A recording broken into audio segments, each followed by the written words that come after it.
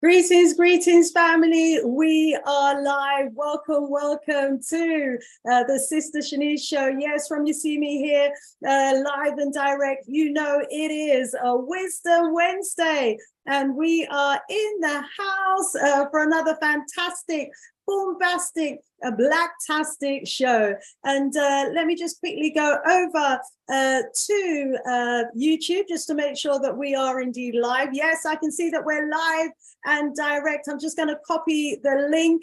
And yeah, to those of you who are already in the house, please do kindly copy the link and send it out to those brothers and sisters who you know need to be on the same level as us in terms of our Pan-African movement to get us all on the same wavelength as a people.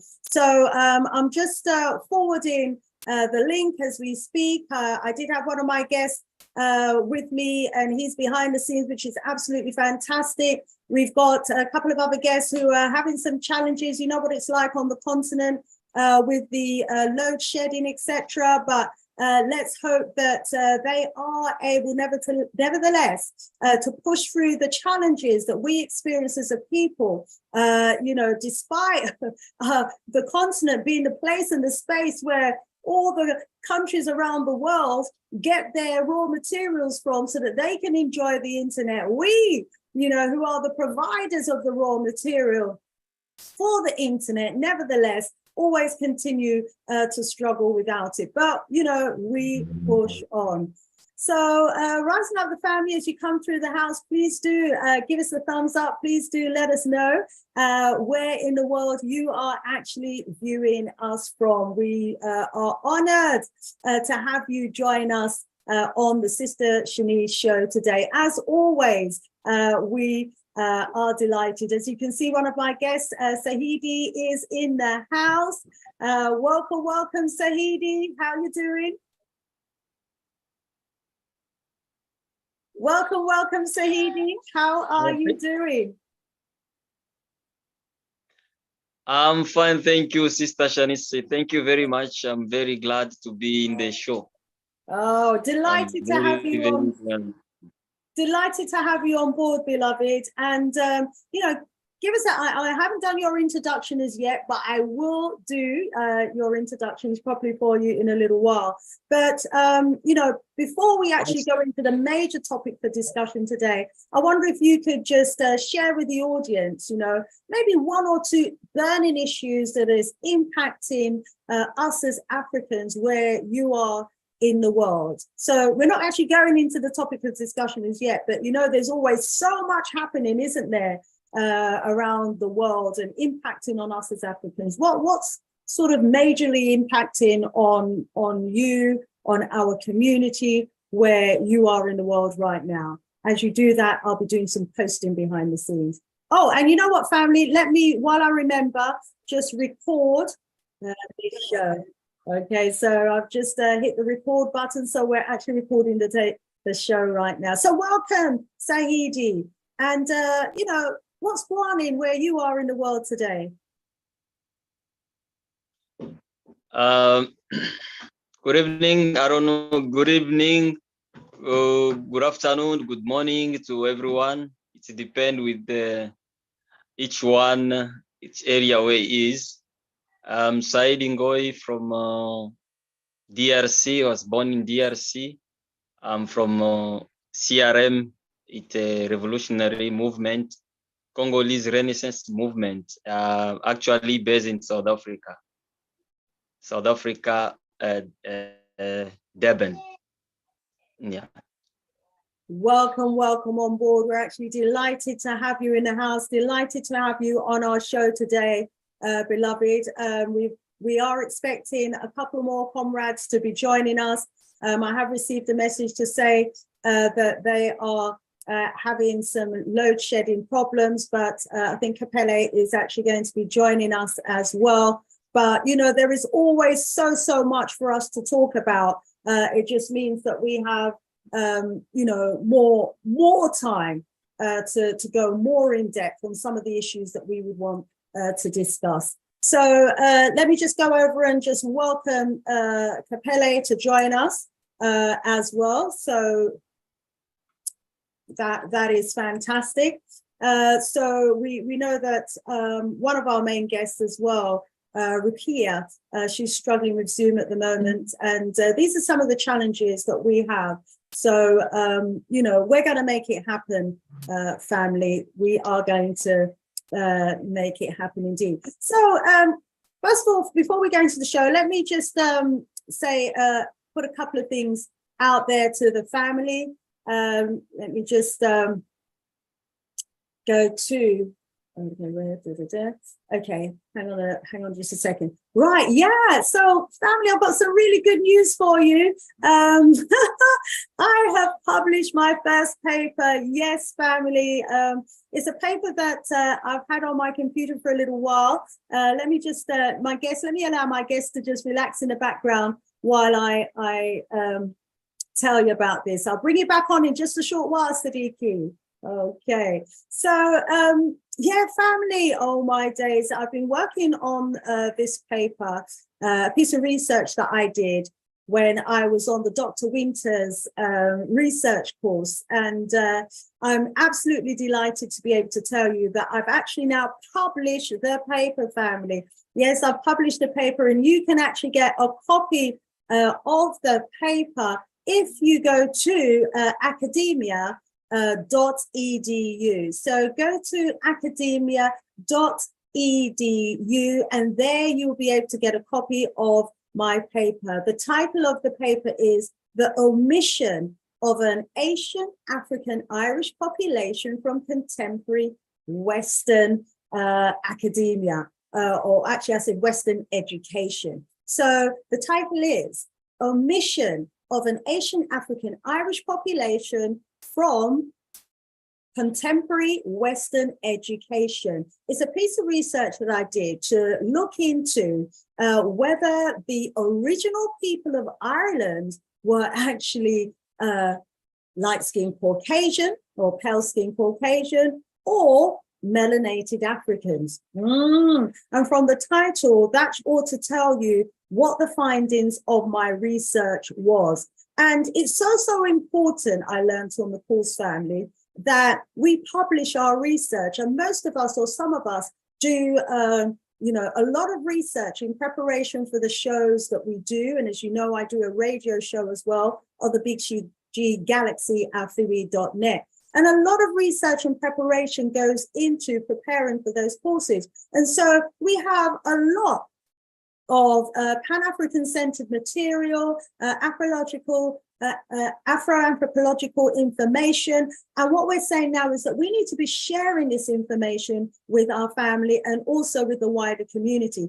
So I did a dig into who the Asian Irish population actually were. And, you know, the findings are mind-blowing, family. And what's really mind-blowing about it is the fact that all this information is actually out there. There's documentary evidence about who the original people are. There's anthropological evidence, archaeological evidence, linguistic evidence. What else did I find? Documented evidence of who the original people of Ireland actually are. And yet, despite all of this information that's out there, it's not mentioned in mainstream academia at all. And the same can be said for the research that I did into who the original people of England actually are as well. And I've incorporated that information in my book, The Black King of Anglo-Saxon England, King Offa. You can get that book on YouTube, okay? A Black King of Anglo-Saxon England. You can get that book on YouTube. Again, it includes a lot of the research that I've done and the sources of my research as well. So make sure you get a copy of that. Okay, brilliant. Looks as though our sister-in is connecting with us now, which is great. Let's bring back our brother Siddiqui as well. Where's brother Siddiqui? Okay. Oh, and we've lost our sister. So I think we're going to have some challenges with the internet, but nevertheless, we're going to try and push on regardless. So we can see you, sis. So welcome. Just relax there for a very short while Our brother Siddiqui was with us. Hopefully he's going to be coming back in again very shortly. Okay, great. Yes, our brother Siddiqui is coming back. I'm just seeing the chair, but no, brother Siddiqui, hopefully he'll be sitting in that chair in a very short while. Let me just test to see if I can hear from our sister who has now joined us on the platform. You know, we're going to have the challenges, but we'll work with it. We've just lost our sister Rukia, as I was about to introduce her. So we're going to press on, but let me go over. Okay, our sister Rukia is here. Greetings, Sister Rukia. Okay, I can see she's just connecting at the moment. Let me go over to the chat and see if I can see who's in the house with us. If you are in the chat, give us a thumbs up, give us a like, make some comments in the chat so that I know what's going on. Who do we have in the house? We got Sister Afrijamo in the house, watching us from Ghana. Wonderful. Brother Kwame Aboje is in the house. Asheo. Oh, we've got Crates so far in the house. And he's watching us from New York City, where they've got sunshine. Oh, we've got rain over here, beloved. So enjoy the sunshine and send some over to us. We need it. We've got Brother Norman in the house. No wonder those accents, he says, dominate those British Isles. Exactly. Hi. So welcome to each and every one of you. Yeah, do just let us know that you're in the house. Put a message in the chat. Let us know where in the world you are actually viewing us from. We are linking up with our brothers and sisters on the continent, and you know what it's like. They have the internet challenges, but we're going to still, you know, work with it as best as we can. Yes, Brother Kwame Aboje, the Druids, we were the African Druids were the ones who built Stonehenge. Indeed, yes, Brother Aboje, Brother Kwame, and the Africans were indeed the original Celts. Yes, indeed, the original miners, the original people of England, Ireland, Scotland, and Wales were indeed us as Africans, and there's archaeological evidence to show that we've been in that region, in this region of the British Isles, for at least 44,000 years. Yes, family. So that is not the subject of the topic for conversation today, but it will be at some point in the very near future, because I've published my paper, I've got all my sources together, and when I did my last show, you all said that you wanted me to bring the research that I'd done into the African presence in Ireland. So I'm most certainly going to do that for you. But today, family, thank you so much for joining us as you come through the house. You know, we want to get on with the show today because our beloved family are here and ready to go. So let me just check the audio of our sister Rukia before we start. Greetings, Sister Rukia. Take yourself off mute. Let me just hear your voice.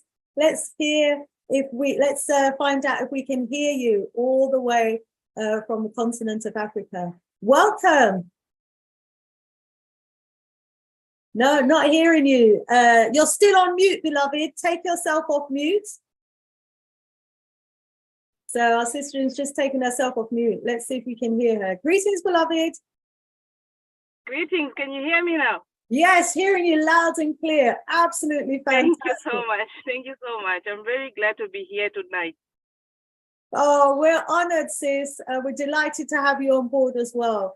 We are expecting one more guest to join us, but we're going to press ahead, and our third guest can actually join us along the way. So we're expecting Brother Alexis. If Brother Alexis doesn't join us, then we're expecting Brother Capelle to actually join us. Okay.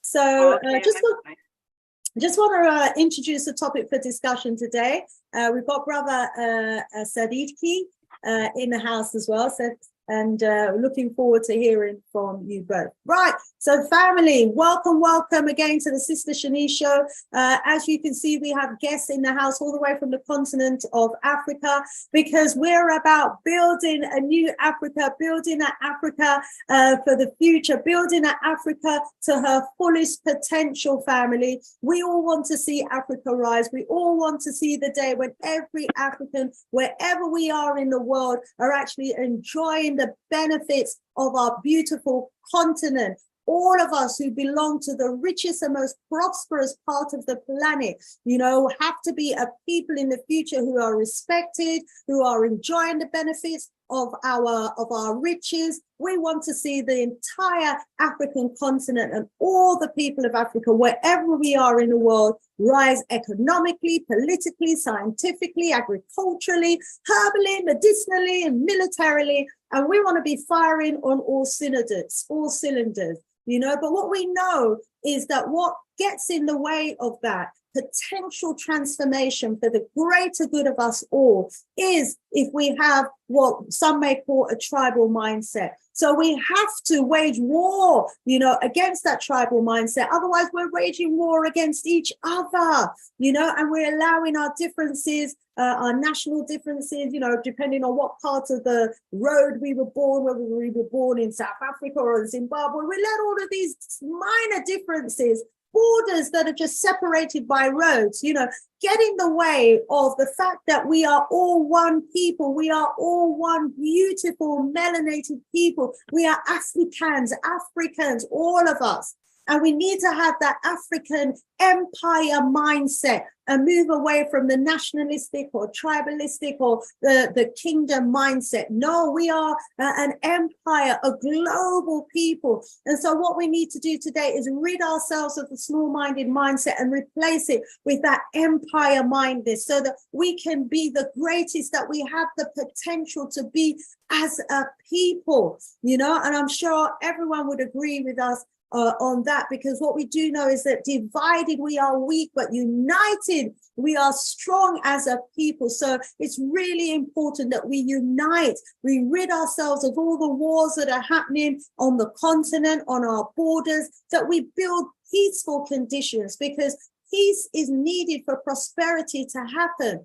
We need peace in order to build our infrastructure. We need peace to be able to build our economy. We need peace to build housing and roads and businesses and industries and factories. We need peaceful conditions. And the wars on the continent are impacting on all of us. Every man, woman, and child is directly or indirectly impacted when there are wars. And in the Congo is still trying to recover from that dark, tall shadow of Leopold and the second, and the shadow, you know, of all of the butchery and the murders of the millions of Congolese. You know, we're still, you know, trying to recover from that. And, you know, we have so many different wonderful, beautiful cultural groups on the Congo and across the continent of Africa. And we need to be able to celebrate the beauty of each other's culture, you know, and come together as one, you know, blinded by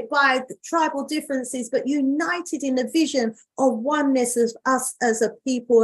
And so today, you know, with that hope of a beautiful and better, prosperous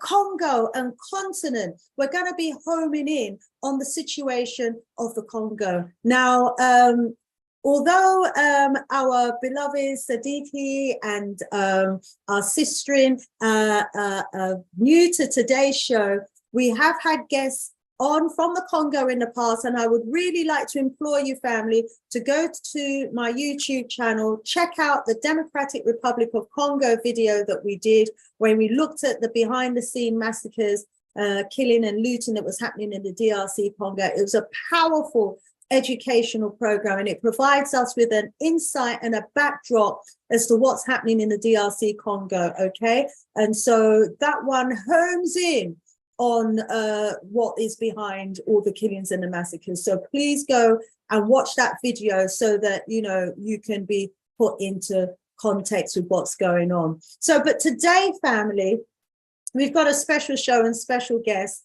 and we're going to be finding out, you know, and developing an understanding of what's happening in terms of the suffering of the women, the sexual violence that's happening against the women in the Congo. And as we know, you know, what affects one affects all of us. And so let me introduce to you, first of all, without further ado, our sister Rukaya. Rukaya is a Congolese born activist residing outside of the Congo as a refugee at the moment. She was forced to leave her home country due to war, conflict, and the generalized political instability in that area. Her activism is informed by the working and living conditions of the Congolese masses inside the country and those in the diaspora. She's the founding member of the Congolese Renaissance movement, a grassroots movement which was established to mobilize, organize, and conscientize and unite all Congolese progressive forces to fight for fight against social injustices and to bring about concrete political, socio-economic transformation for the benefit of all of the poor and working class people. And she stands in solidarity with any movement and advocates for peace and justice and sets herself a mission to change the plight of women and young girls in the Democratic Republic of Congo. We are honored to have with us today our beloved sister, Rukaya. Rukaya, welcome, welcome to the Sister Shanice Show. Thank you so much, Sister Shanice. I'm very glad to be on the show tonight. We're honored and privileged to have you, my sis. I wonder if you can, tell us in your own words what it was that made you feel that you needed to establish this movement, the Congolese Renaissance movement, at a grassroots level. I wonder if, first of all, you can share with us, what it was that propelled you to have to establish this movement. Yes, Sister Shanice, I'll be very happy to share that with you and everybody else in the house. The reason why I decided to join the movement was because, in fact, I've been living as a refugee for 20 years, like you mentioned in the introduction. So it's very upset when you are forced to leave your country of birth, not exactly knowing, without having a choice of deciding no, I can stay here. It's like the condition is forcing you to leave the place, to migrate to another location. In certain ways, it physically affects you somehow, some way along the journey. So thinking of back home, it touched me because staying in the foreign country for almost 20 years, I'm thinking to myself, what if one day I have to go back home? Mm-hmm. Then what is the condition that made me live there in the first place? But if you look at it, you cannot go back to the place where you said, no, I left this place because of political instability, insecurities, and massacres, and all the atrocities that is going back home. You can never go back to that condition. So that is what pushed me into joining into the movement to say, no, if I want to make a change, the change must begin with me. So I have to change myself to change the life of others. So that was exactly the reason why I decided to join the movement and join force with other Congolese members of the CRM and see if we can, in fact, we look at the vision and mission of, if you look at the mission and vision of the CRM, we all working toward one goal. So that was exactly why I joined the movement, to say that, no, I want to see the change in my country for the better of, for the betterment of us, for the betterment of our people, and for the betterment of the future generation as well. Yes, indeed. Admirable works. I wonder if we could go over to now our brother Saidi. Brother, welcome, Saidi. Brother Saidi is a Congolese social activist. He's living outside the Congo as well. Born in the Democratic Republic of Congo, he had to leave his country of origin due to political instability, insecurity, and violation of human rights. His activism is informed by the harsh socioeconomic conditions of extreme poverty, unemployment, and inequality that many Congolese people are subjected to. He's a member of the Congolese Renaissance movement, CRM, and he has served in different structures of the community and organizations, educating and conscientizing members of the various communities to better understand their socio-economic problems and how to address them. Brother Saidi, welcome again to the Sister Shanice Show.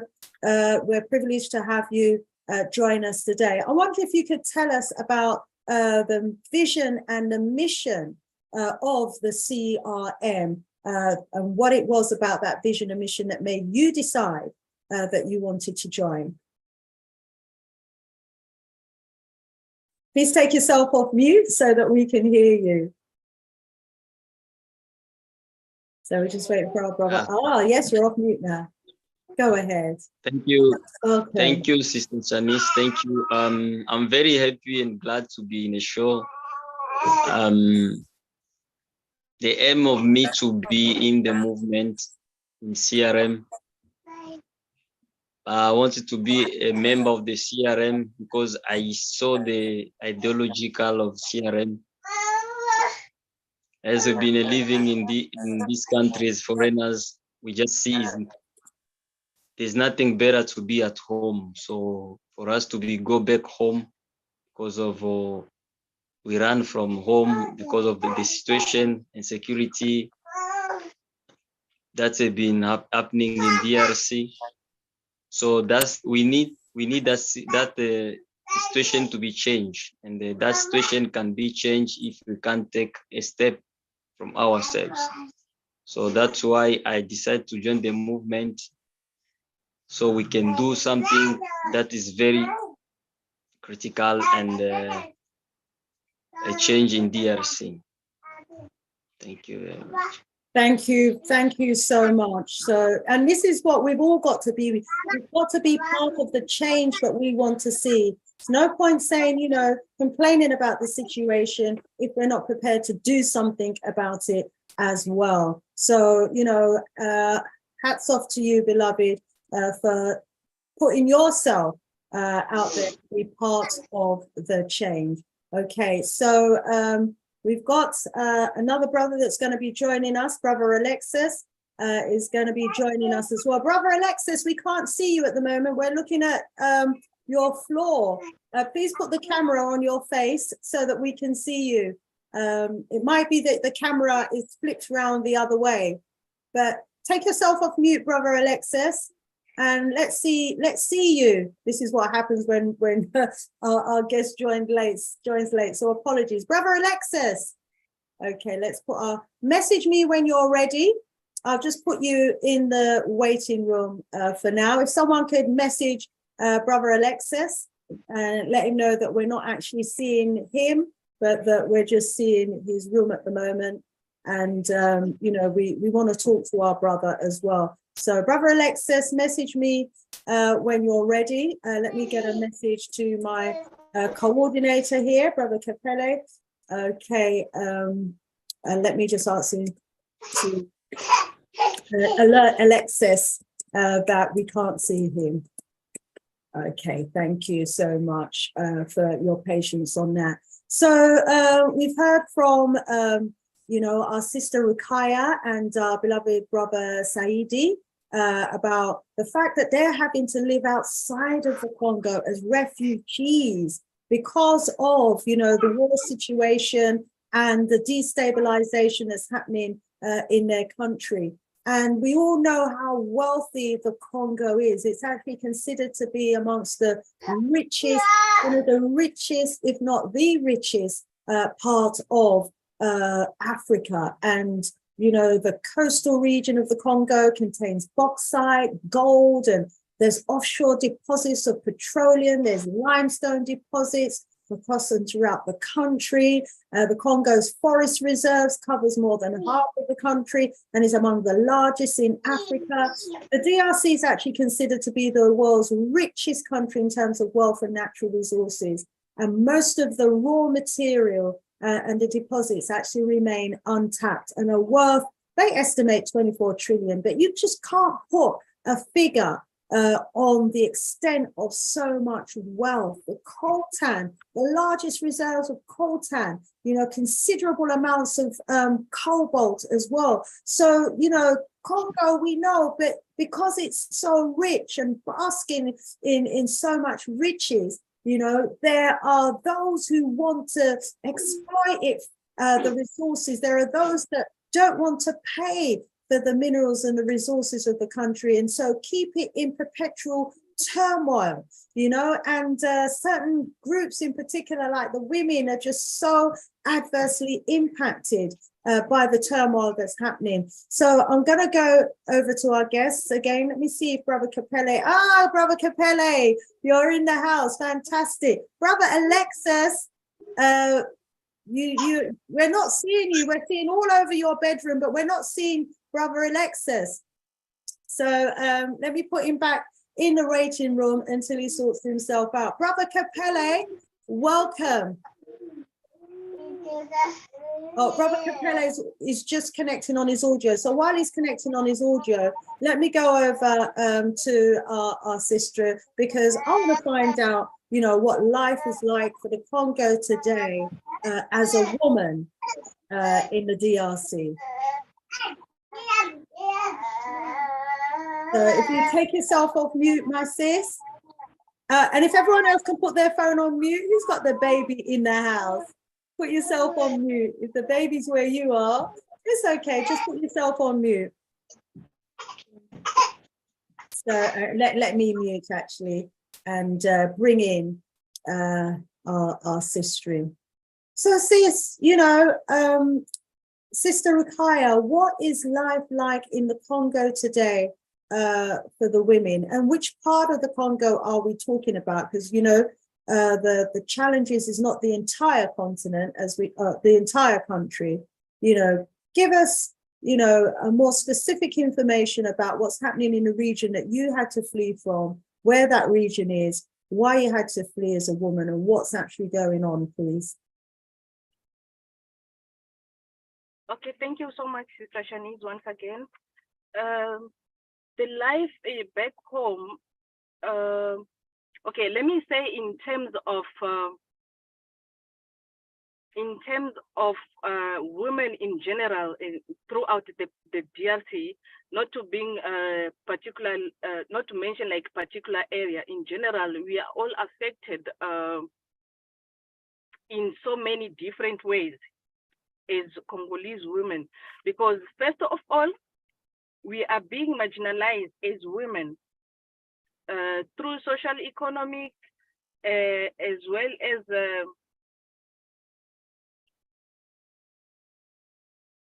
Yes.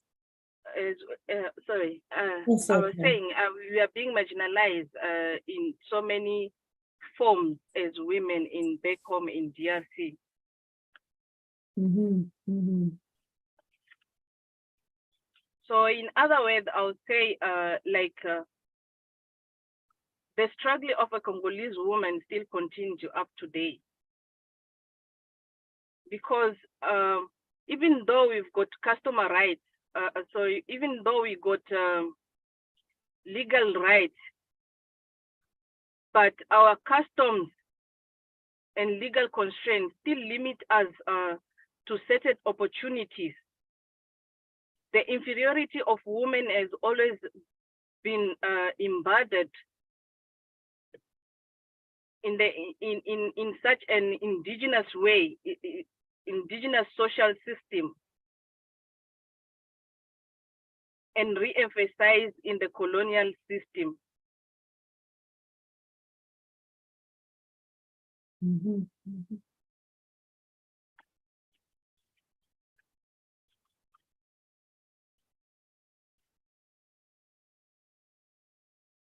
So yeah, we're hearing you telling us about the extent to which women are marginalized in generally, and you're still, you know, operating under a colonial system in the region. And, you know, what does that marginalization look like, feel like? Let me allow you to continue. Being marginalized, it feels like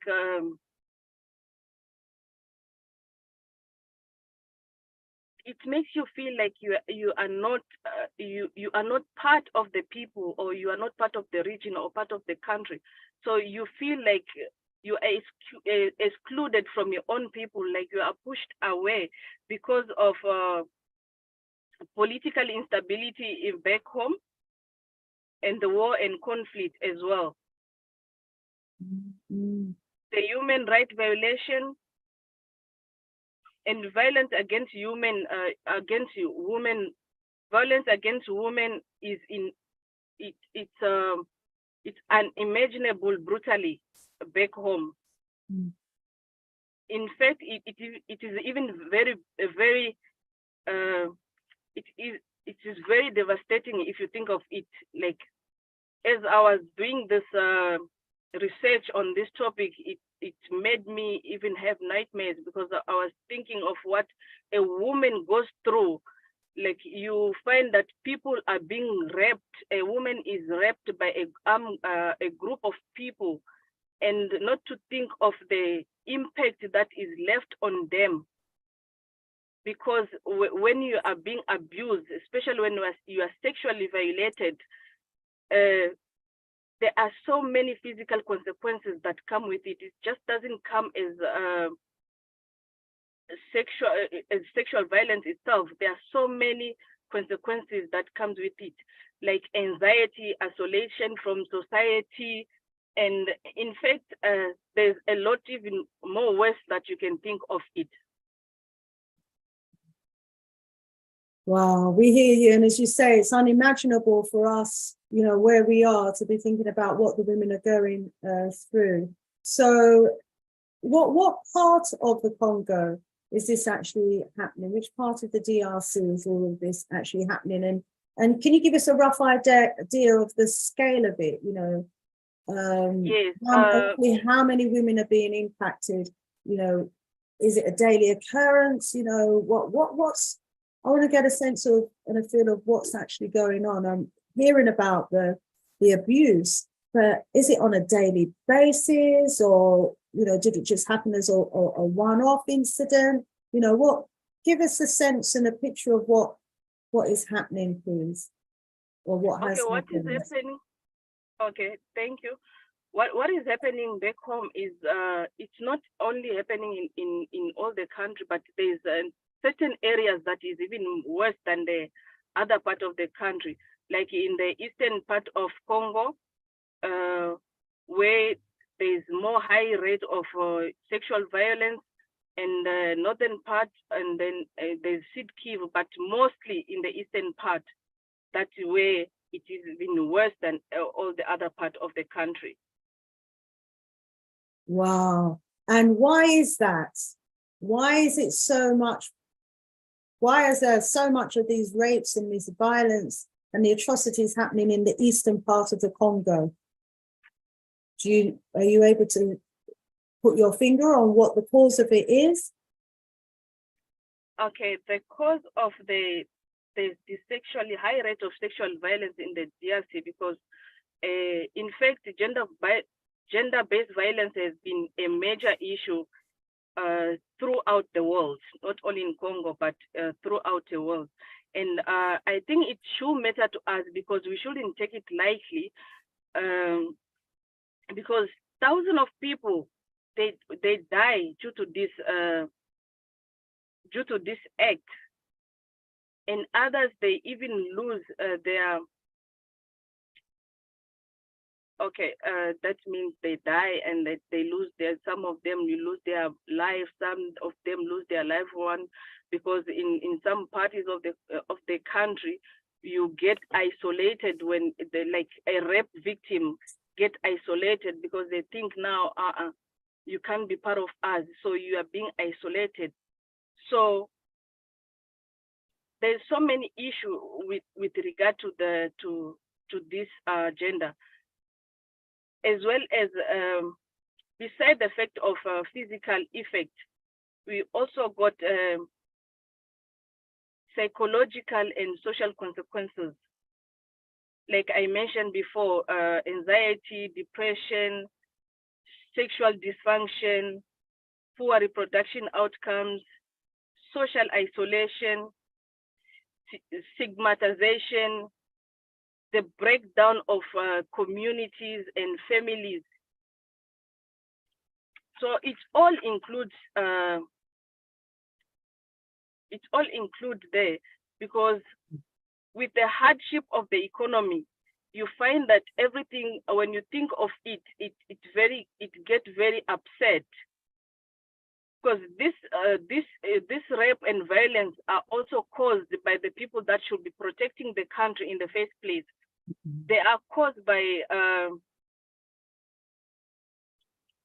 group of army groups that should be protecting the locals, that should be protecting the village, are the ones that are the major, are terrorizing the local people, the local community. They are humiliating and controlling in the country. Instead of protecting our people, they're the one that's causing all this massacre and a horrible act that you cannot even imagine when you think of it. Wow.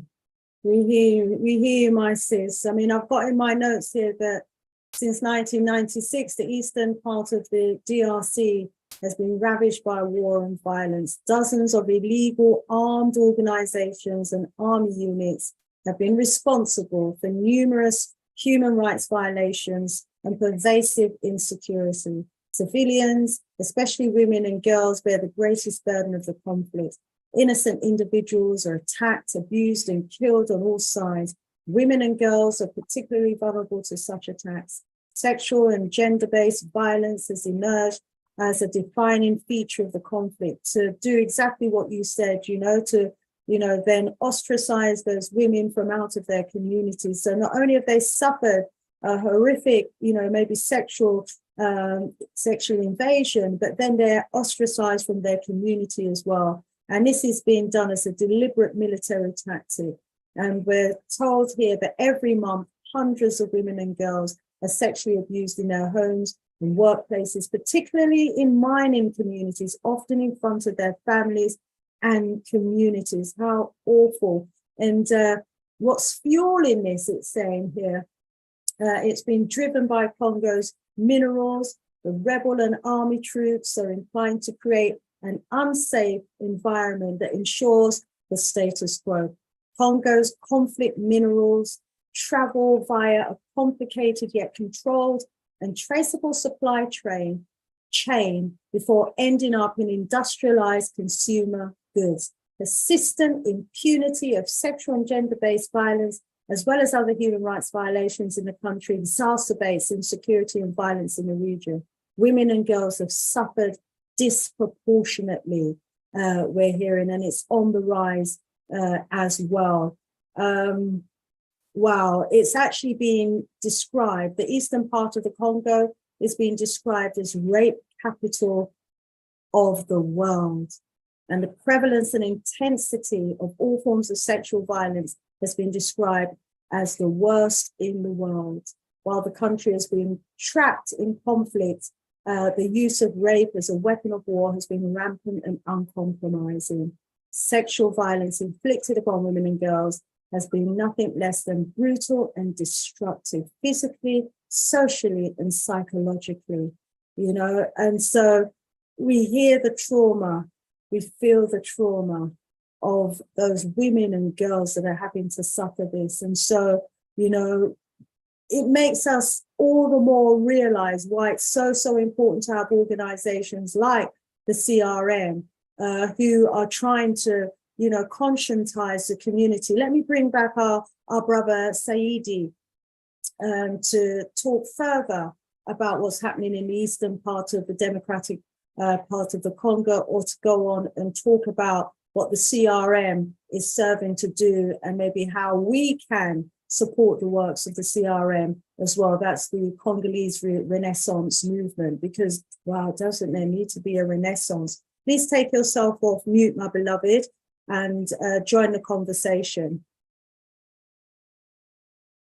Please take yourself off mute, Brother Saidi, and join the conversation with us. Over to you.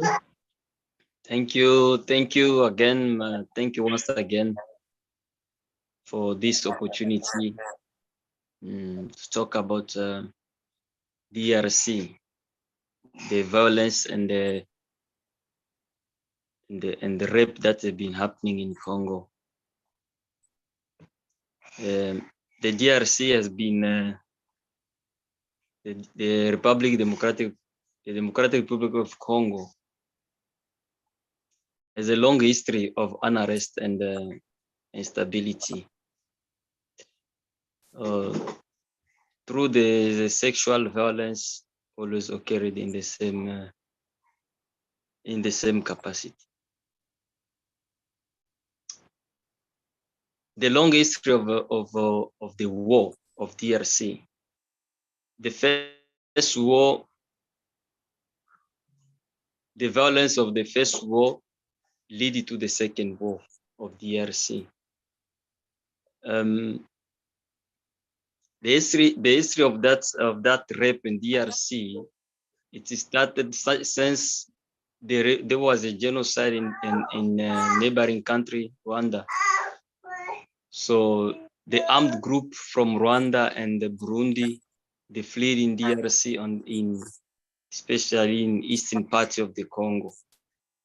And from then, the rates of sexual violence have been increasingly by that coincidence of armed groups, rebels, and terrorists that are operating in the country.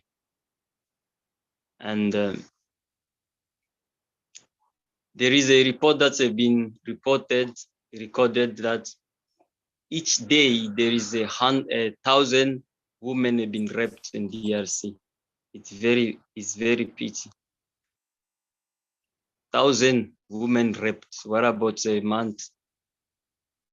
What about a year? That is not a genocide. There's a rape and the crime that's been happening in DRC, where there is the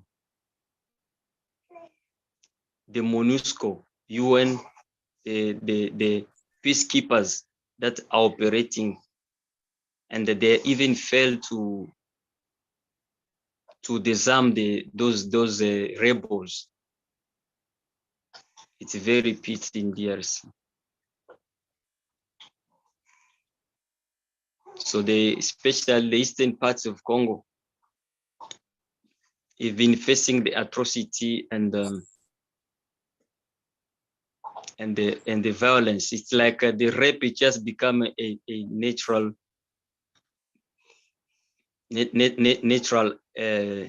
effect acts. So the violence it's in the functions of means of humiliations, humiliate women. Our women have been suffered in DRC, and the world is watching. That is very bad, and no one is talking about it. That's why we're talking about it here, my beloved. We need to join the force. Thank you, sister. That's why I love this show. So we need to denounce what is happening, so the world must know what Congo is facing, what women in Congo they are facing, so they can even try to find something to stop those. Because even the government in DRC, it's systematically failing to enforce its law. Elaborate on that for us a bit more, please, beloved. What is the situation, from the government's perspective? Of course, you've got this president, Tshisekedi. He's been in office for about 4 years now or so. New elections are going to be coming up at the end of the year. What is the position of the government in this situation in the eastern part of the Congo? What is their role? How are they addressing this problem? It's very complicated, my sister. It's very complicated. We really don't understand how things is going now. They're coming again. They need elections from us. It's very, very complicated. We don't understand what is happening. So it's a very complex situation we're hearing in the Congo. And on the one hand, so much wealth, so much potential, yet, you know, we're embroiled in all of this conflict. Let's go over to the chat and bring in some of the questions that are being asked by our community. Sister Afrijamo wanted to know, you know, who are these rapes being carried out by? Let's go over to our Empress Rukaya. Rukaya, can you clarify for our audience, who are the ones that are going about and committing these rapes and atrocities against our women and children? Expose them, please. Thank you so much, Sister Shanice. I would like to answer that. I'm very happy to get that question. However, sexual violence has been known as the large sector of the society to be a norm in our countries. And violence against women in DRC, it is used as a weapon of war. So, and this weapon of war is used to terrorize, dominate, humiliate, and control the civilian population. And all these major sex violence are committed by armed groups in the eastern part of the DRC and in the other part of DRC. So it is the armed groups that are supposed to be there to protect the people. The armed groups that are supposed to be watching over the people are the ones that are committing all these atrocities against our women and against our people back in DRC. Thank you so much. Are these armed groups militia groups or government trained soldiers? You know, when I was doing the research, I was reading about all of these different armed groups that are operating in the DRC. I mean, are we able to point the finger? Or is it, you know, as Brother Siddiqui was saying, so complex that, you know, there are multiple armed groups that just seem to be operating, you know, out of control in the region? Can you point the finger as to, let me bring in Brother Saidi, see if he can bring some more clarity on this for us. Brother Saidi, over to you. Thank you, Sister Shanice. The problem that DRC have, it's natural resources. Mm-hmm. Mm-hmm. The natural resources in DRC, especially in the east, is being needed by a lot of companies outside the country. And the electronics industries is the large consumer of those minerals. And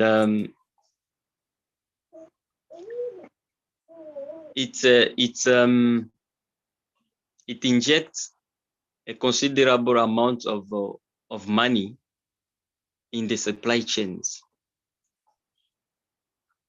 out of which the armed groups, those rebels, they survive. So the arms group, they've been formed by the neighboring countries that are having interested from DRC. They don't want to go legally, they want to go illegally so they can get what. Armed groups are not formed by the government, but by the multinational that are needed the mineral from Congo. So they want to get it illegally. So they created those armed groups to create chaos, to create instability, to rape women, to use a rape as a weapon of war to humiliate the population, the community, so they can have what. Thank you, sister. Yeah, very, very painful state of affairs indeed. And we're hearing, I hope you could hear, family, those who were responsible for this. Let me go back to the chat. And welcome, Mondele. He says, Yenge, Mpimpa, Kiambote, Sister Shanice, greetings, brothers and sisters. Fist clenched from the Congo leopard in the UKKK. Rise up, Mondele. And, we welcome Jay in the house. We welcome you. Let's see if there are any questions for our panel members in the house, or any comments that we can bring on board. Brother Kwame says, Ashe, Sister Shanice, you are 100% spot on. We are one blood, one family, and one being as the African family. Absolutely. We are one people. And we have just branched off, and we're a branch from the same root now, and whether that branch happens to be, the Africans in the UKKK, or the Africans in America, or the Africans in Asia, or the Africans, on the continent, we are all one people from the same root. And look at what we are doing to each other. Yes, we know that these people are flooding our communities with their guns, because it's been mentioned in the chat. I've seen in the chat, people are saying that, we don't have any gun factories. We're not the ones manufacturing these guns. How are these guns coming into the DRC, and then being used against our people? And it's the same old, isn't it? This is what they did even in the cities in America, where there were large concentrations of Africa. Even in the city here in London at one time, they were putting guns in the hands of young people in our community, and then our young people using it against each other. And here we have, and we heard it from our sister, the same people who are supposed to be looking after and protecting the women and children and the people, are the same armed groups that are actually out there committing the atrocities against their own people, because they don't see them as their own people. This is why we've got to be, conscientizing our people, to make our people realize that we are one people. What you do, what I do to you impacts me, in one way or another down the line. Going back to the eastern part of the DRC, in my notes, I've got here that it's a site of ethnic conflict, violent resource competition involving ethnic militia groups. So another layer of conflict there is, our same people, different branches, slightly different cultural practices, slightly different languages maybe. What ought to be what's beautiful about us, these differences are supposed to be beautiful, is what is instead being used to divide us. And so it sounds as though some of the different groups, cultural groups, are being armed and are fighting each other over the minerals. You've got the Congolese security forces there, you've got the UN troops there, and a whole range of complex external interest groups in there with their different militia groups, all fighting over the minerals and clearing the people out the way in the process, and getting rid of the people one way or another, through violence, through rape, whatever it takes. Because in that region, they're saying that there's been about 6 million deaths since 1996. 6 million! That is an unimaginable number of deaths. Our people are dying, on a daily basis in that region as well. And, the humanitarian organizations are saying that the situation is continuing to deteriorate, with violent insurrection conflicts forcing people to flee their homes. We're talking to members of the panel who've had to flee their homes as well. And the continued conflict is preventing people from returning. They said that more than 5 million people has been displaced within that region of the country, and more than 1 million Congolese have sought asylum, mostly within Africa. And we're hearing from brothers and a sister on the panel who've had to flee.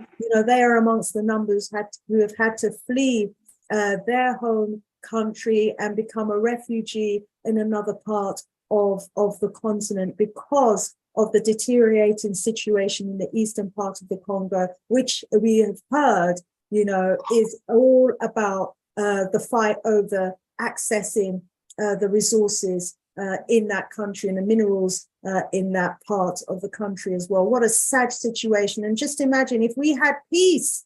If we had peace in that area, we could put systems in place to share in the resources. There's more than enough for everybody. We could share the resources, but no, there are the greedy capitalists that want it for nothing and are prepared to destabilize the country to the extent that it is being destabilized so that they can get it for nothing. Let me go back to our sister to hear some further comments from her, either in response to something that maybe I have said or that Brother Saditi had to say. Let's bring back our sister Rukaya. And that sister Rukaya. Thank you so much, Sister Shanice. I must admit, sorry, we have been experiencing load shedding here lately. We've got the electricity crisis here. That's why you can see it's getting dark. It's load shedding. Anyway, I don't know if you can see me because I can't really see myself from the camera. Yeah, we can see you. You look beautiful. We can see you, Queen. Thank you so much. I must say, with regard to the mineral back home, I must say that if I was a disbeliever, I would say that the mineral are carried to our country because, in fact, there's been the major reason why our people are dying, why our women are violated, why there is no stability in my country, and why many of us had to leave, to flee the country, to seek refuge elsewhere. But I wouldn't blame the international invader that are invading our country for the reason of looting our minerals or stealing our minerals, because we have a lot of richness there. In fact, if you look at it, Congo should be the most richest country in the world, but as it is, we are at the most poorest, regardless of the resources that we have there back home. So what I'm trying to say is the resources that we have there can, like you mentioned there, we can share and everybody can be happy. But there are those who don't want to share, they just want to have themselves. So I wouldn't blame the international invader. I'll blame our own government, because if you look at the constitution of Congo, we've got a very beautiful constitution that is protecting everyone and the masses and the poor of the people. But what are they doing? What is the government doing for our people? It's very sad because there is no proof of implementation of any force or like a means of trying to make change to our people. Like as it is, they've got all the power to chase the armed groups that are invading our country because they know who they are. Like the rebels, they are there in the country, but we don't really know what the rebels are doing. We have got groups like MONUSCO are there, but we don't really see what they are doing as in terms of what they should be doing in the country in the first place. So you see, I'll blame our government as to say they are not pushing for what they should be doing. They are not doing their duty as leaders to protect their own people, to look after our own people. So they are not doing that. Thank you so much. Thank you so much. So you're pointing the finger squarely at the government, for failing the people of the country, for not doing the job that they're meant to be doing to protect the people. And also they should be protecting the resources from the looting as well.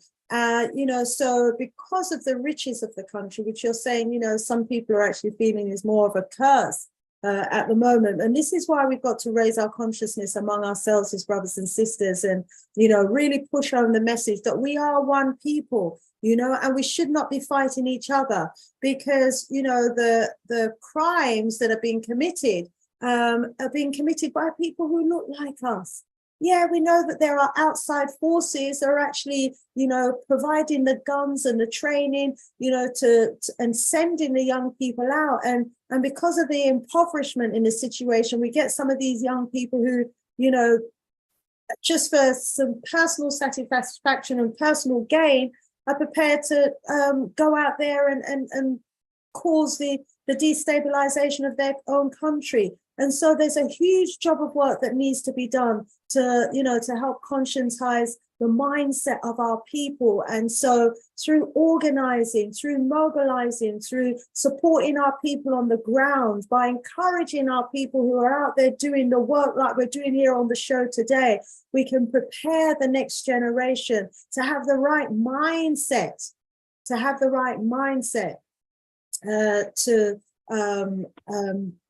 towards that unified one Africa perspective. Let's ask our brother Saidi to unmute and to join us again in the conversation that we're having. We're talking about now, beloved, us as a people organizing, mobilizing, raising the consciousness of our brothers and sisters and their mentalities towards what I would call an empire mentality, instead of a cultural, you know, mentality where individuals are only interested in their own cultural group. We can't have that, because this is why, you know, so many will stand aside and watch another group suffer because, oh, it's not my ethnic group, it's not my tribe, it's not my... No, we are one people. When Leopold was murdering us as a people, he didn't stop and ask, oh, what ethnic group are you from? Or what tribe are you from? No, he saw us as one people, one black group of Africans. And as far as they're concerned, we are all the same. Hey, Brother Siddiqui, you know, how do we move forward from here? Please take yourself off mute and join the conversation. Thank you very much, Sister Shanice. I think Sister Eve, Sister Rukia already spoke a lot, and I will just add something. That's why the existing of CRM, and the CRM, we have that ideology. Our ideology and the principles of CRM is to mobilize, educate the masses, so it must know what is going on in DRC. They must know what is going on in the country. So we are no tribals. We have to unite people to bring them together, to educate them, so they need to know, to understand how the world is going, what the government is doing, what is going on in their country. So that's why CRM is there to assist for the political education. That's why we need more political education to understand what is going on and take it to our community, tell our people, so they must be educated and understanding. Sometimes they know things that are happening in the country. They don't know what is going on. So that is an aim of a CRM as well. Yeah, they're saying in a group, it's organized chaos. Yeah, those militia groups are organized to create chaos and destruction. I've just posted the link in the chat. We did have another guest that was supposed to be joining us today. He hasn't been able to join us. And so I've posted the link in the chat. So family in the audience, if you would like to jump on and make a contribution towards the discussion, I have posted the link in the chat, and we look forward to you, you know, if you're interested in doing so, making a contribution live, jump on board. So Sister Afujamo, Brother Kwame Aboje, our brother Nusi, you know, those of you, Brother Akeem, man, if you want to jump on this and join us live on the panel, now's your opportunity to do so. We've got to be joining forces and supporting our brothers and sisters on the Congo. We've got to keep having these conversations because we can't, if we stop having these conversations, then it's almost as if, you know, we're turning a blind eye to what's happening in that beautiful part of the continent. And we absolutely cannot just stand by and allow our people to be continued to be murdered. They've suffered almost 200 years of havoc, family. If we go back, you know, prior to Leopold time, almost 200 years of havoc they've suffered. You know, and so what we're trying to do here is we're trying to build, you know, like-minded people, you know, an ideological mindset. Let me put that little gorgeous baby on mute for now. She's competing with me. So, okay. So, you know, what we're trying to do on these shows, we're trying to, you know, build like-minded people and a spirit, you know, get a new energy and a new spirit of oneness, you know, to go from here in the diaspora out across the continent. We need to come together ideologically, politically, culturally. Yeah, we are different. We have our different cultural, you know, ways of expressing ourselves. But it's beautiful. As Jamaicans, we express ourselves a certain way. As Americans, we express ourselves a certain way. As the Maasai, we express ourselves a certain way. As the Zulus, as the Zimbabweans, whatever, you know, the Bele's, whatever group we're from, we have a wonderful way of expressing ourselves. The Mandinkas, the Fullers, you know, all the different wonderful groups, you know, have their own beautiful cultural way of expressing themselves. And we need to embrace our culture. You know, we need to be celebrating our cultural differences because it's beautiful.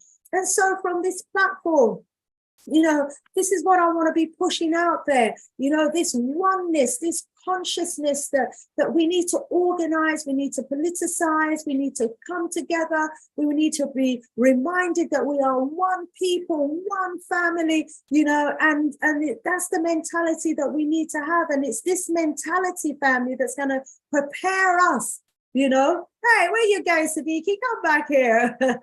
It's this mentality of oneness that's actually going to prepare us for the Renaissance. That's going to prepare us for the Africa of tomorrow. If we want to see change in Africa tomorrow, we have got to be the change today. Let me bring back, don't go nowhere, Brother Siddiqui. I'm going to be bringing you back. But first, let me bring back our sister again to address us on the panel. Welcome back, Sister Ruqaiya. I want you to say something about, you know, this spirit of oneness that we need to have as a people. You know, tell us, you know, about your cultural group. Express it for the beautiful group that it is, and you know, and tell us about some of the other beautiful cultural groups on the continent, in the region where you are. You know, let's be celebrating our cultures. Yes, my sis. What's your cultural group? Tell us something beautiful about your cultural group. Thank you so much, Sister Shanice. One thing about my cultural group is that we are very loving people, and we love unity, by the way. In fact, in general, all the Congolese are very hard, full of love people. If you go and all over the world, where you find the Congolese, we are very loving people, by the way.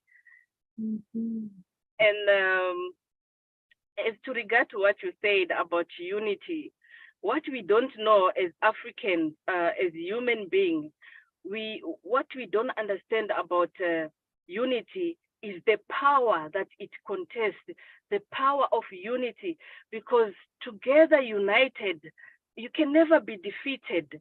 So if you are united, there are so many things that you can overcome. You know, there are so many changes that you can make.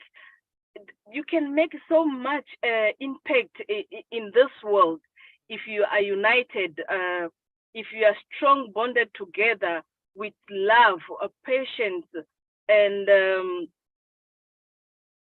to overlook the different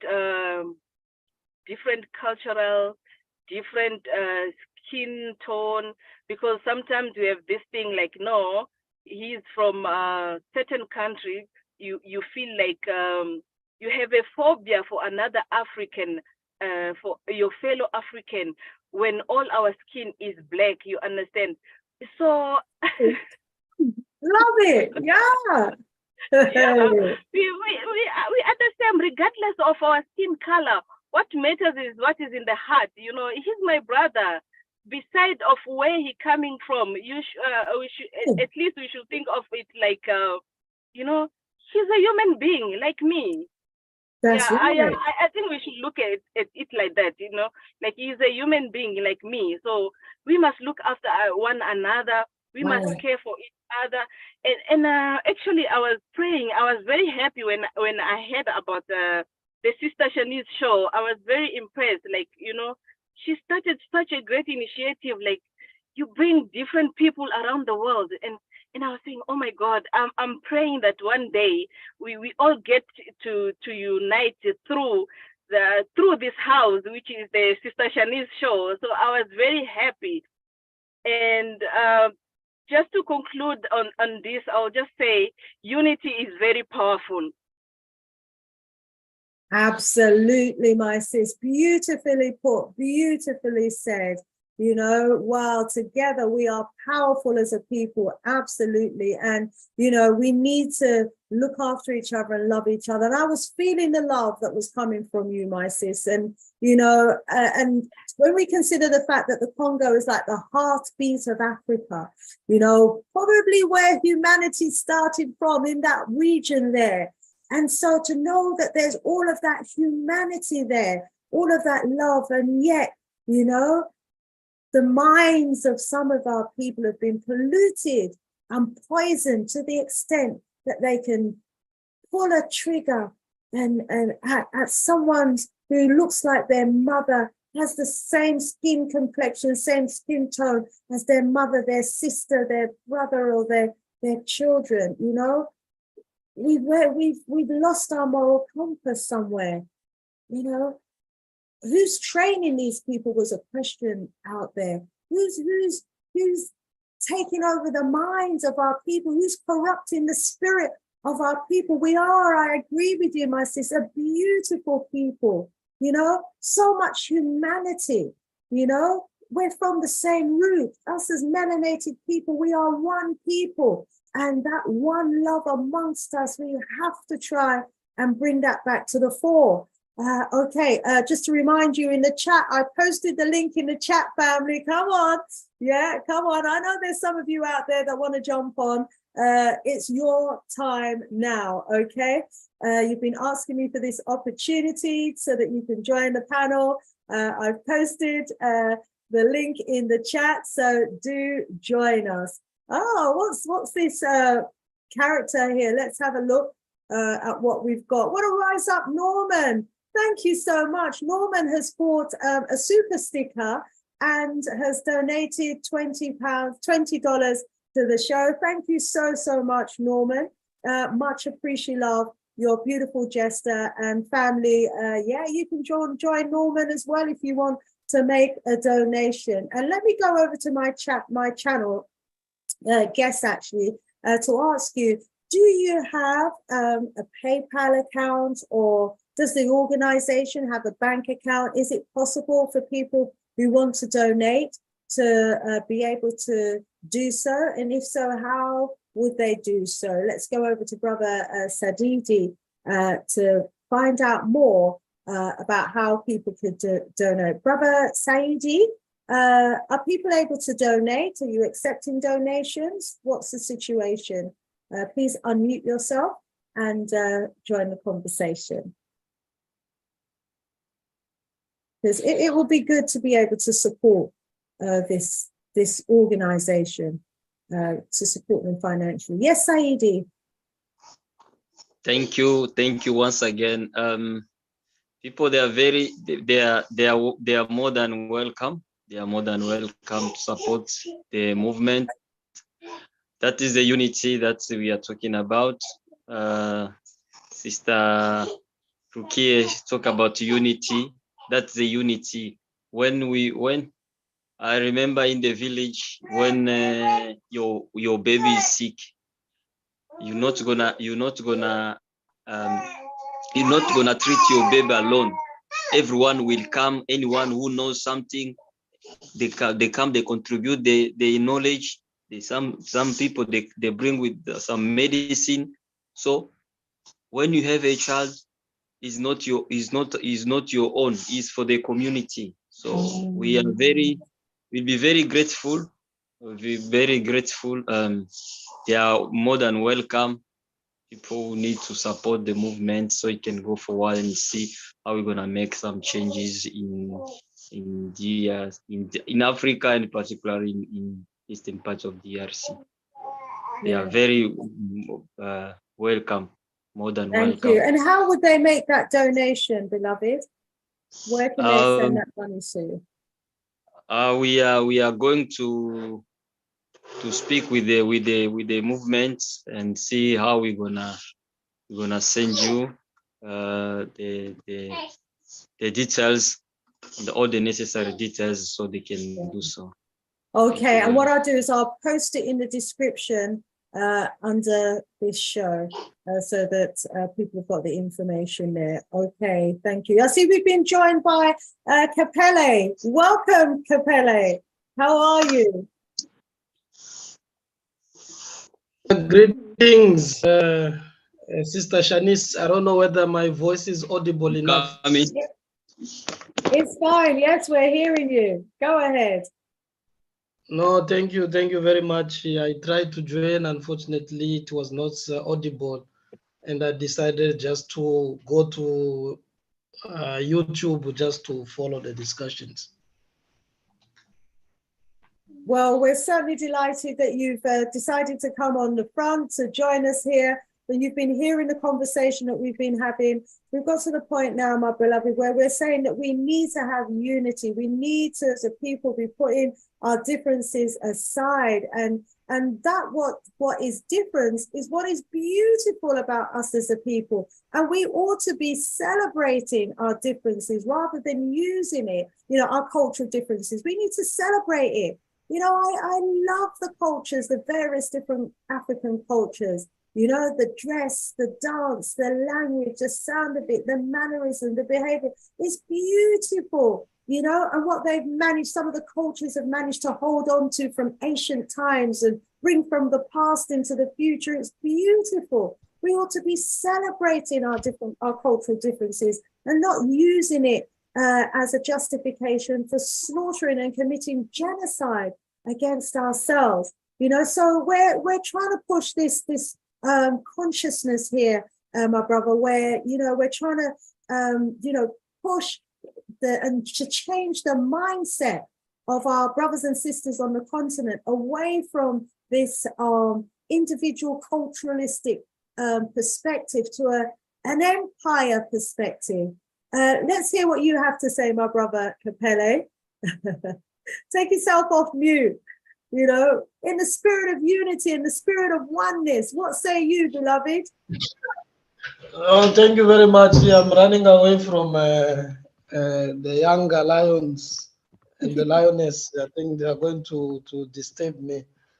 Yeah, no, thank you very much for the opportunity. Unity for is without unity, whatever our comrades Rukia and comrade Saidi were discussing, it won't be materialized in terms of organizing people to fight these atrocities that our women and young girls they have endured, as from 1996 up until now, because every we are told by the statisticians that 150 women and girls are raped, sexually abused, or violated in DRC. So unity is sacrosanct in what sense? It brings people together, because one legacy that our colonialists left behind us is these issues of tribalism. So, and then if we operate within those tribes, it becomes very difficult for us to build a united front that will shake the foundation of oppressions in our country, that will shake the foundations of oppressive and exploitative institutions that our masters have left over, and those who took over after them, they found pleasure in continuing to use the same oppressive and exploitative oppression, upon our people. So unity, it's a most very important element that we cherish in our movement. So in order to bring all Congolese from all walks of life, so we need first, to engage, to create that space that will lead to that national unity, that will give us that political leverage, to start challenging those who are behind, the reps and the violence that our two comrades have been, discussing as from 9 p.m. up until now. So that is what I can say for now.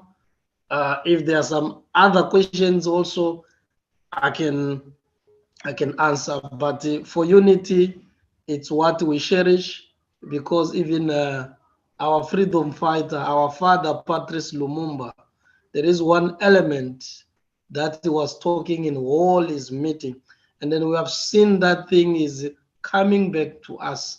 He was saying for the Congo to be stable, for the Congolese to enjoy the benefit of the resources of their country, for the Congolese to remain permanently within the boundaries of Congo. National unity, it is important. When he was talking, people, they did not understand, because the strategy of the enemies of the Congo since then up to today is to divide in order to rule and to eat the big pie. So we need to raise, class consciousness, telling people, there is nothing that is going to help me, to liberate my mother, my sister, who belong to my own tribe, if I am not uniting with the next tribe, so that we can have this, a huge, power that will come from below to challenge those who have imposed those institutions that continue to serve them, and also the masters who are controlling the entire, systematic, destruction and the dehumanization of Congolese people. Thank you. Yeah, thank you, Brother Kapele. Brother Saidi is back with us, as we can see, experiencing load shedding problems where he is as well. Just imagine, you're on the continent, the richest part of the world, the entire world, and you're providing the mineral resources so that we can have light where we are and enjoy, all of this technology, and you where, and look at this. Isn't this just what we're talking about, the extent of the exploitation? It's as if, because we happen to be in a white man's land, so to speak. It's not even a white man's land, it's our land, really. They stole here from us as well. But because we are where they are right now, we're enjoying a little bit of the infrastructural benefits. And our people, you know, who are the providers, you know, of this wealth, look, you know, are in darkness. It is absolutely shocking that any African government should be allowing this situation to happen.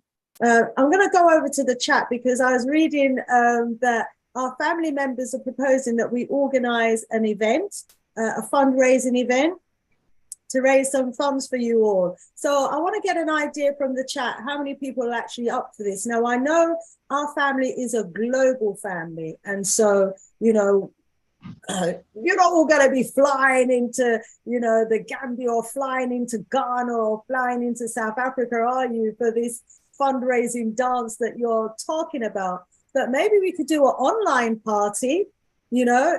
Would you be up for an online party? Would you be prepared to join us for an online fundraiser party? And if so, you know, how much should we charge to join this online party? I'd be happy to organize it. I'd be happy to, you know, host it, get some friends who are DJs to be spinning some tunes and have our family, you know, it could be a cultural party. Everyone dresses up in their cultural attire, you know, in our African garbs, and you know, pay a small amount via Eventbrite to actually raise some funds. And, you know, so if you'll be up for that, let me know in the chat. I also, very importantly, want you to suggest how much should we charge? Should we charge £5, $5, or £10, you know, £20?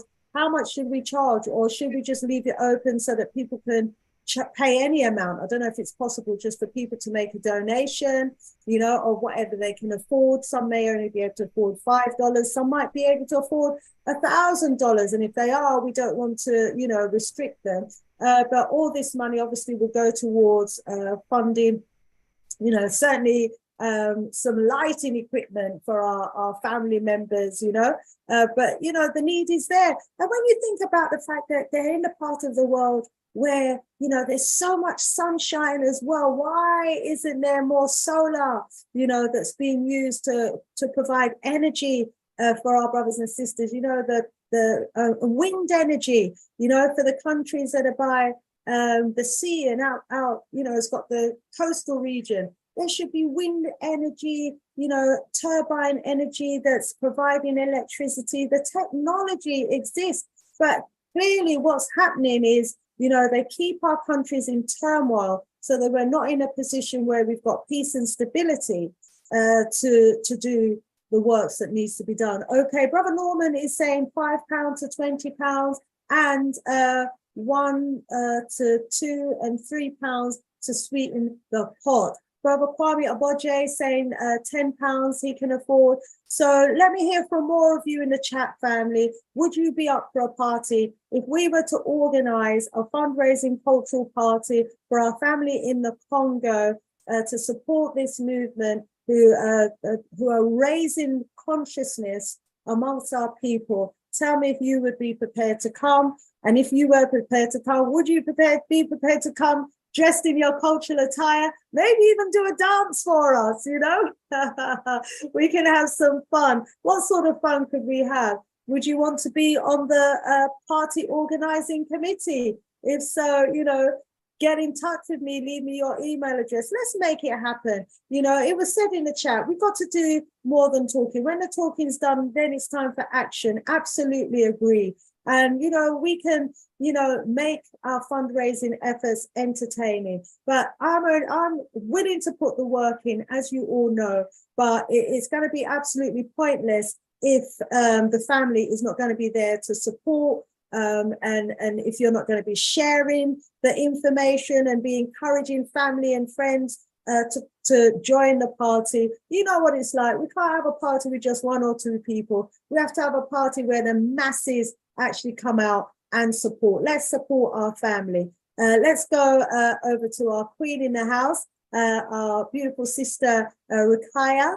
What do you think about what's been suggested in the chat, our queen, about having a fundraising party? Is it a good idea? Would you join? And would you encourage family members and friends and others in the community to buy tickets and join a cultural party? Would you come dressed in your cultural attire? Well, make it in the day, a daytime party, so that we don't have to rely on the light. You know, what say you? Thank you so much. I was thinking of the same. If we make it during the daylight, it would be great. I'll be very glad to be part of the event. It will be amazing to have all the brothers and sisters from around the world showcasing our different cultural background. Like you mentioned, we can have a music. We can dress in our traditional attires. So it will be very amazing, and I'm glad that you came with this idea. It's not nice, my idea. from the viewers. It's in our audience. Yeah, it's the love. Okay. It's Thank the you love so much for coming. Thank you so much for coming up with this idea. It's a very good idea because at the end of the day, if you are together, there's also unity among us. It will be part of the uniting ourselves together. So it's a very good idea, and I'll be glad to be part of it. And yeah, that's it. Oh, wonderful, wonderful. Let's go over to our brother Siddiqui. Brother Siddiqui, you got load shedding challenges there. I wonder if you could see to take yourself off mute. So no, imagine. But thank you for hanging on in there. The family is reciprocating the love. The family wants to support. They're suggesting that we have a cultural party, and I love the way that our beautiful queen on the panel has just, described what the kind of ethos of the party should be about. What say you? Take yourself off mute, brother Siddiqui. Thank you once again. I'm very happy as well. I'm glad for this initiative. It's a very lovely initiative that shows us that we are really care about each other. We really care about us. We really care about African people. Really care about the organization. It's a good idea. Me too. I'm supporting it. And I never hear that. If you say I have to, maybe I never get you properly. I did support it. You support it. You're supporting the idea, and it's thanking the family as well for coming up with the idea. It's beautiful. Yeah. And, like you said, it's like it will let you know that you're not alone, that we are here supporting you. Our heart is with you all as well. And as our sister was saying, and I was saying before, it's beautiful when we all come together with our different cultural expressions, but in that spirit of oneness. Isn't that beautiful? So let's make it happen. I'm saying let's make it happen. Family in the chat, Brother Kwame Bodje saying, I will dress definitely with my Joromi Afrijamo. Okay. Oh, fantastic. People are already thinking about what their cultural attire is going to be for that day. And Afrijamo is saying, Norma is saying to Afrijamo, all undercover rich man push up on a hand. Okay, all the undercover rich man, push up on a hand. Push up on a hand. Yes, let's do this. Amin, man, I think he's just getting ready to put down some dance for us on that day. He's saying the same way I dance, the better the dancer in front of me, the better I dance. Okay, so some dance challenges going on there as well. He's saying, but there's no depth to his ability, his dancing abilities. The better the dancer in front of him, the better he dances as well. So we've definitely got a beautiful handful of family members in the chat who were saying, yeah, let's do this, Kwame Abodje is saying, Baba Patrice Lumumba is our great Pan-African leader and hero of the Congo region. Absolutely. And Norma's saying that I can remember a time when in Jamaica, when the dance hall was a place to show off your version of the Congolese dance. He said, I was a participant. What kind of Congolese dance was that, Norman? I must see this on the day. There was a Congolese dance going on? Hey, I missed out on that one.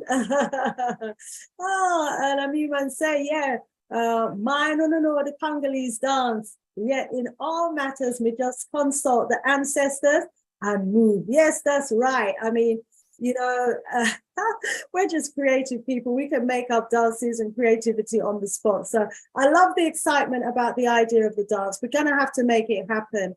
My Congolese brothers and sister on the panel, you know, you're going to have to join me and help me to organize this event. Okay, Brother Capelle, we'll do that through you, and we'll have a planning meeting. Sister Afrijama, Brother Aiman, and others in the chat, you know, hopefully you'll join us on the planning committee as well. And we'll just set a date, create a flyer, get it out there, and call the family to support. We'll do an ad or something, and let's make it happen. We will come together in the spirit of oneness in support of our brothers and sisters on the continent. Oh, isn't that beautiful? Yes.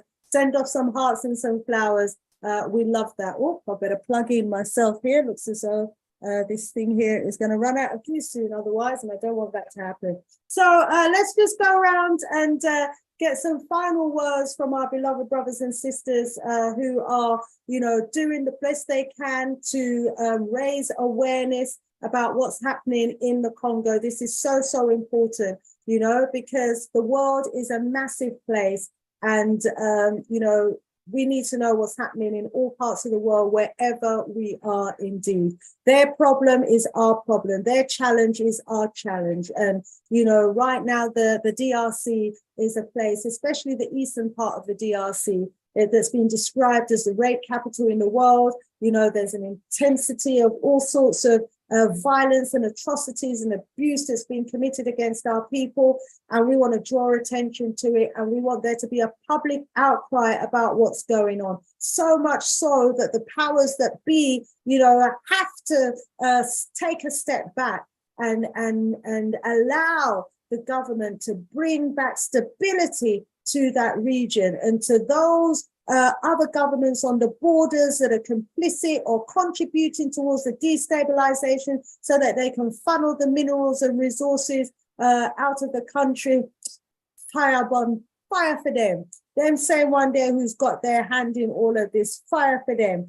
We will expose them. They need to be exposed. And so we need to be talking about it and be condemning it so that they feel so guilty about being complicit in the looting and the exploitation of the DRC Congo that they change their ways. You know, people can change their ways. And, you know, the more we expose what's going on and bring light on what's going on and expose the individuals that are involved and complicit in all of these acts, you know, the greater the likelihood is that we're going to see the change that we want to see in our lifetime. So let's go around the table and ask our beloved family to leave us with some closing remarks. Let's start with our sister. Let's start with our queen, Rukia.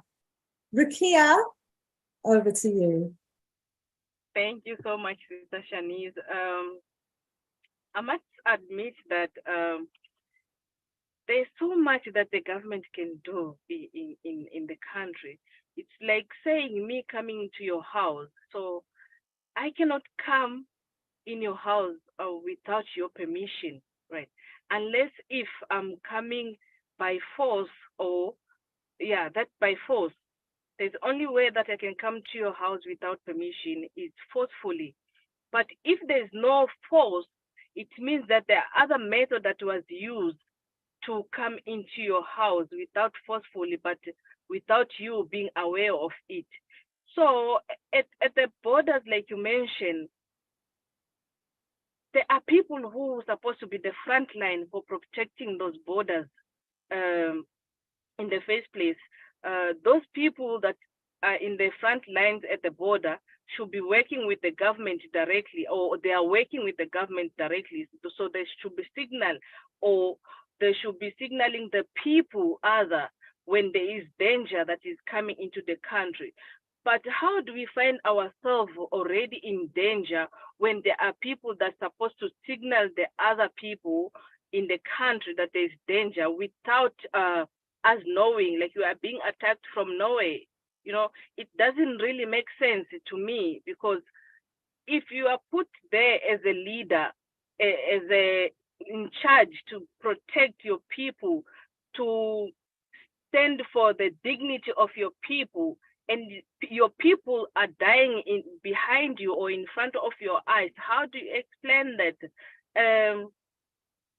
Our country is still a hotbed for political instabilities, and all the horrifying massacres and all those things. But nevertheless, if we got leaders or candidates that are capable of leading the country as they should be, like looking after the Congolese masses as one of you, if we stand together with unity, love, caring for our own people. So there's a lot that the government can do to change the situation of our people. We can have a stable Congo. We can have a beautiful DRC if we work together with our people, with our government, according to our constitution, according to the laws of our country. So we can have that, the dream of the country that we want to see, the dream of the beautiful Congo that we want to see. We can make a huge change. We can make a huge impact. We can change the life of our sisters that are suffering, that are being molested. And to think of it, the worst part of it, that these people, these women are going through crisis. And at the end of the day, we don't have health care system to look after them. You can imagine what they're going through. You know, like in other countries where you get like rape cases, and then you can you have a checkup after rape cases, and then you are given those I forgot the name of what they call, the pills that they give you in case there's infection, in case of there's STDs and all those things. So there are pills that are given immediately, I think after 48 hours. Mm-hmm. Yes, those antibiotics. So we don't have those facilities. So you find that our women are suffering. There's a high rate of HIV. There's also rape-related pregnancy, that people end up giving birth to the children that have been the result or the outcome of the rape. You can imagine living with such a child, or you are being raped by a group of people, like 4 to 5 men, and you are being pregnant. You don't even know who the father of the child is. So you can imagine what our women are going through. So if we come together, there are so many things we can do to help this rape victim through consultations, through healthcare systems. Yeah, there's a lot that we can do if together we're united. And we would like to ask for solidarity from all over the world to overcome these challenges, because it has been a major issue in our country, and as well as throughout the world. Rape violence is considered a high crime in the world, and should be dealt with just. And the victim we should help the victim to fight for their justice, to give them peace of mind after what they go through, because it's not an easy situation for anyone to go through. Thank you so much. Thank you so much, sis. Wow, there's a lot that we can do, and there's a lot more that the government ought to be doing as well. Some serious questions need to be asked of the government. So those who are familiar with using Twitter, we need to find ways of asking some really serious questions of these government officials and government departments, to find out what are they doing to try and bring peace and stability to the region, to the eastern region of the Congo. If enough of us was asking, imagine if every day they were getting hundreds of messages, text messages, asking them, what are you doing? What actions are you taking? What are you doing to bring peace and stability to the region? They would begin to feel the pressure and feel that they need to be doing something. And there's a huge job that needs to be done. Let's go over to our brother Sadidi for some closing remarks.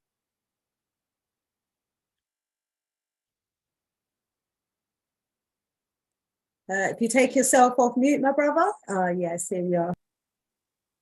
Yeah, thank you, sister.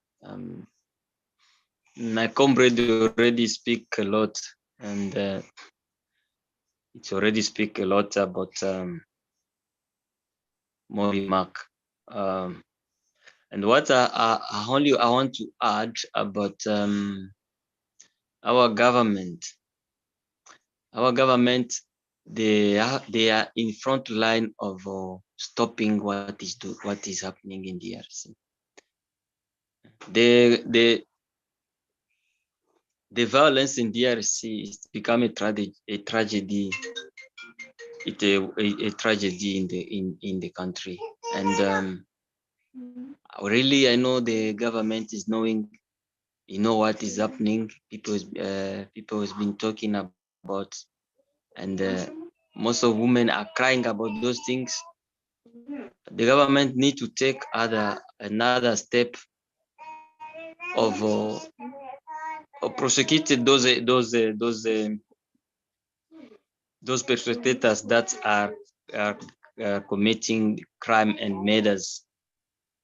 They need to fund a strategy of starting prosecuted them, because they are murders. They still maintaining the situation of impunity in the country, and there will be no excuse on that.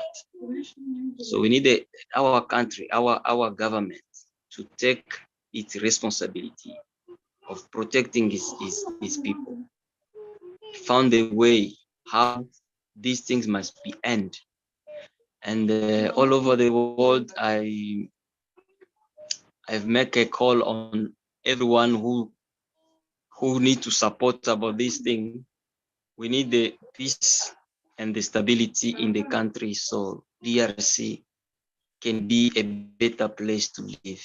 Because now the east part of DRC, it become more dangerous on the earth to be a woman. So women are very risky in DRC, especially in East. So these things need to be stopped. It need to be denounced and stopped. So we need as a CRM the unity of African countries, unity of everyone around the world, to bring a concrete solution about these things. Thank you very much, sister. Thank you very much. Absolutely agree with you on everything that you've said there, beloved. And there is certainly, an important role for the government, and they're falling short, on implementing law and order and taking action and prosecuting criminals in that region. And so, as you said, the criminals are allowed to carry out their activities with impunity. That needs to stop. We need to be asking some serious questions of the government, including, what action are they taking against the murderers who are operating in that part of the region. We hear you on that. So there's definitely a role for us, family, in supporting. So as well as the dance that we're talking about doing, which we must do, we will do. I know you'll all hold me to it, so I've got to make it happen. So I need some of you to get involved and support it as well, yeah? So we're going to have the fundraising cultural event. We're going to come in our attire. We're going to, enjoy ourselves, spend the day, maybe an early evening together as well. And, just enjoy the different cultures and at the same time raise some funds for our family in the Congo. Let's go over to our beloved Kapele for some final words. No, thank you. Thank you very much, Sister Shanice. I think the previous two speakers, they have spoken in volume about the sufferings of our women, our young girls, especially in the eastern part of Congo, where the region is highly contested between the forces of imperialists for to control the area so that they can continue to loot the resources and to ensure that their productivity beyond the sea or wherever their companies are located, they continue to maximize profits. So I think my closing remarks here is to say there are a lot of things that are taking place in DRC, but the voices of the people are muted, and there is a reason why. So all these Western mainstream media, they always talk about there is a war in DRC. It's just about giving a headline, but they don't go deeper inside, and document the realities, the atrocities, whatever, type of operations and exploitation that our people are subjected to. So they don't go there. So this is the reason why, as a CRM, starting this particular movement, we said that, a journey of 100 kilometer, it's always the start of one step. So there is no one else who will help us, to change the situation. Though we run away from our country as victims, but we look into our palms and say that no, we are also carrying the solution. So we need to start something, mobilize ourselves so that we can start speaking, documenting the untold stories to independent, journalists or media houses, channels, because what we are doing here now, in Al Jazeera, they cannot even give you 15 minutes, to engage on this thing. So they will disrupt you with questions. They will derail you up until, your whatever minute given, it's over. So thank you very much for giving us the opportunity. We have a lot topics. We write a lot.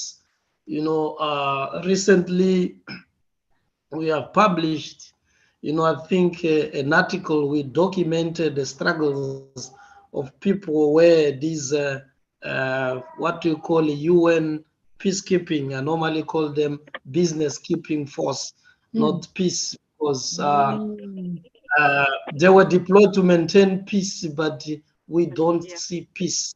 Before they came, we had only few rebel movement. So now we have a proliferation of these, armed groups, preying on the people in that eastern part of Congo. So we have written now the perspectives from the people themselves on the ground, telling us this is what we are facing on day to day.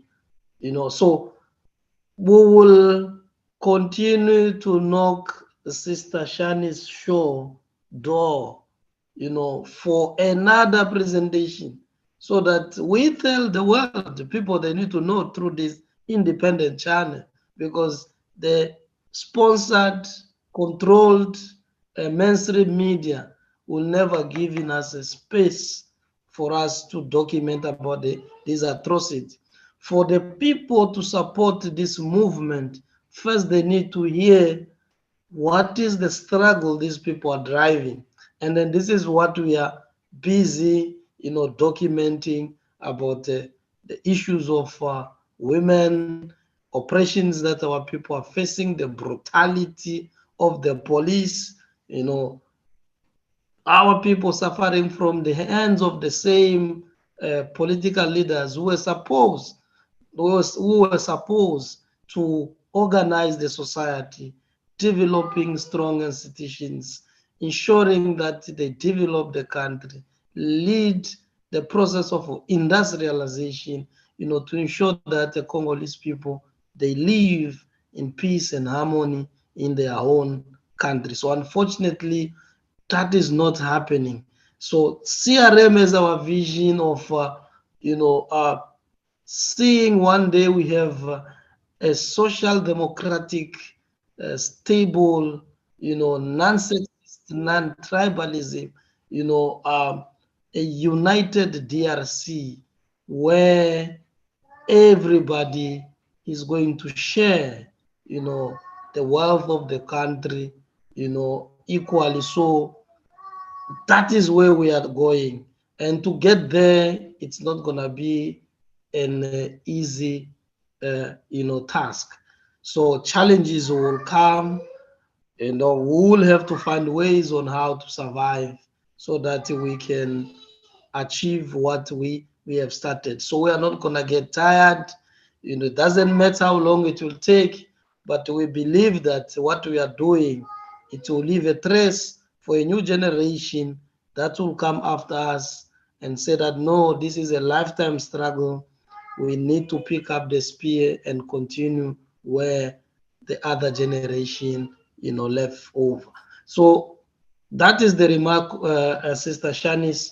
Please continue, uh, uh, help us in terms of this kind of show, so that we can also build the social capital. We can meet partnership with other progressive, Pan-Africanist organization, that are fighting for this brutality that African people are facing in this continent. So with those few words, thank you very much. Thank you, Brother Capelle. I want to thank all our guests for joining us this evening. I want to thank our audience as well for your wonderful contribution and the suggestion for a cultural dance fundraiser to support the people of the Congolese, because it's our job, to support our people. It's our job to, when we hear from our brothers and sisters, when they come on the show and they share with us the immense suffering that their people are experiencing, it's our duty then, who are outside of the Congo, to come together as a collective and feel responsible to have to do something to support in any way that we can. Their struggle is our struggle. Their fight for a better future is our fight for a better future. And we've got to be there to provide that vital assistance and support and the love that our brothers and sisters need, because in supporting them, we are supporting ourselves, because a stronger Africa means we are a stronger people wherever we are in the world. And so by exposing what's going on in the Congo, by forcing the government to address the exploitation and the destabilization and everything else in the region, is going to be contributing towards bringing about the peace, the sustainable long-term peace that we want to see in that region. So let's come together, family, to help pave the way for a more sustainable, equitable, and more prosperous future for our brothers and sisters in the Congo, because they need to have a dream and they need to have a hope for a better future. And then we've got to do what we can to help them to realize that dream. So let's stand in solidarity with our brothers and sisters. Let's help to bring about the relief and the change, the lasting change that we know they all so desperately deserve. 200 years, almost 200 years of destabilization is 200 years too many. They've borne a heavy, heavy burden, for the minerals, and they have been exploited for far too long and have been oppressed for far too long. So let's be the voice of our voiceless family in that part of the region. Let's do what we can to help and assist them in any way that we can. Let's keep the plight of our brothers and sisters in the Congo alive in our mind. Let's talk about it in our meetings, in our organizations. We are one family, one people, and let's bring about the peace that we so all desperately need to have in order for us to develop and to be able to move forward as a people. Let's call on the DRC government to bring law and order and peace into the region, to prosecute the murderers, to be working towards unifying all the different cultural groups in the spirit of oneness. The government has a huge and important role to play. there. And as for the UN so-called peacekeepers who are more like business keepers, we're watching you as well, and we're going to be exposing you as well. So let's wrap up the show there for tonight. But you are very much in our hearts. We've got a job to do now to organize an event. So Pepele, I'll be in touch with you, Sister Afri Jabo, and our brothers and sisters in the chat. Don't think say you just have to turn up to the party. Yeah, you know, just turn up to the party. You're going to help to organize the party, okay? Hopefully you're going to be with me on that all the way. Stay tuned. Next Wednesday, same time, family, we have the return of our beloved brother, Leader Bandaka, for a part 2 of the history that he started last strong. So back by popular demand, and we will keep DRC in our hearts, and we've got a job to do. Let's make it happen. Sister Shanice, out of here for now. Thank you, family. Stay strong, stay powerful, more strength, more wooden power.